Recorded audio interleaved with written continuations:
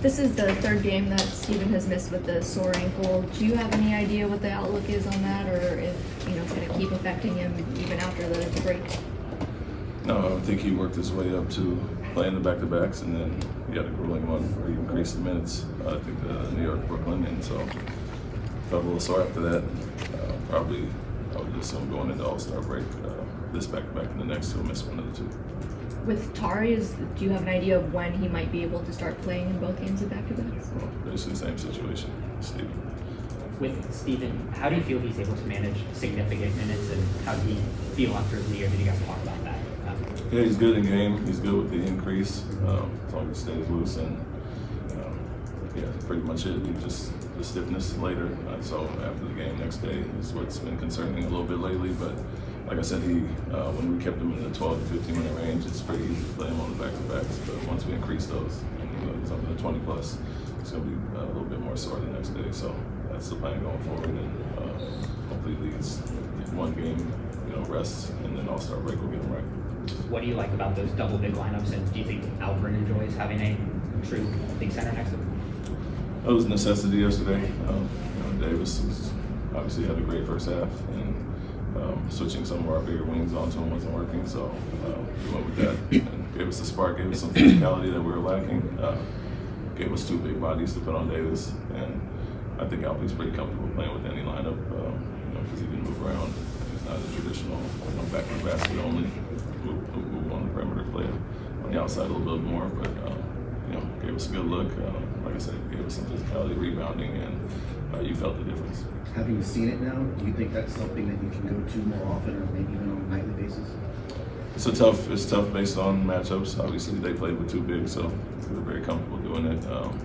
We require Alpe to guard a lot of small ball fours and stretch fours and chase guys around the perimeter, which we don't always love. So depending on the matchup, more so than anything, someone has to impose their will if we go double big, and they'll try to counter with the downsizing. And so worked for us last night, even when Najee Marshall was in. Felt comfortable with Alpe on him, but that's more so determined on lineups and personnel on the court.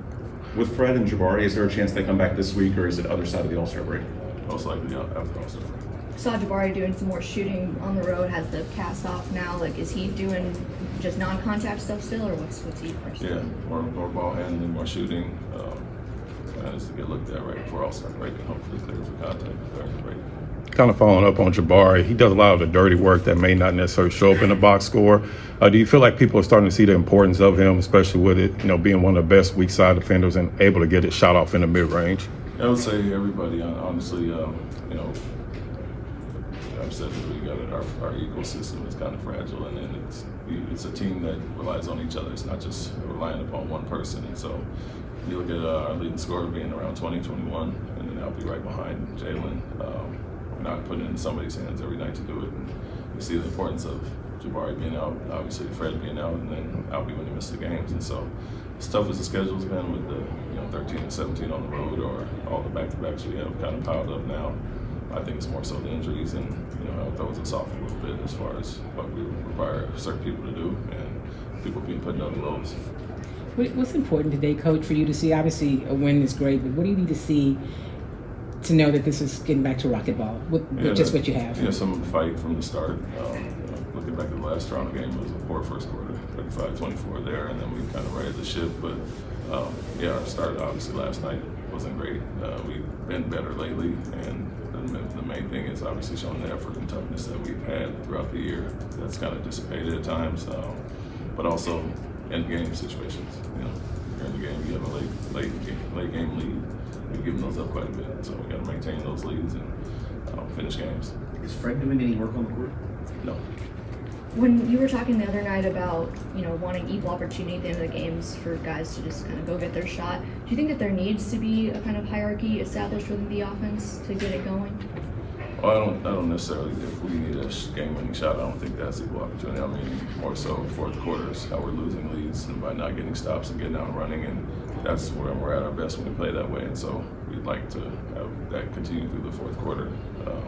But defensively, we've been really poor in the fourth quarter for the last month of January, basically, and into February, averaging 33 points given up, and so that's too high for us. And we're playing against set defenses, so not so much the last shot. If we need that, obviously we'll go to certain people. But the way we want to play is get up and down, get stops, get out and run, and not have to play through one person every time. Do you have any diagnosis or reason for that fourth quarter for defense over the last month? And you're talking with the guys about? No, we looked at, all the transition opportunities teams are getting on us, just not getting matched up. A lot of second chance points, offensive rebounds, where we're guarding the initial possession well and then giving up 50-50 balls and offensive rebounds for other teams. And so doing all that work and then not finishing the possession has been a big part of it. But teams are going to ramp it up in the fourth quarter, especially when you're at a deficit, and we have to meet that with the way we can't play defense throughout the first three.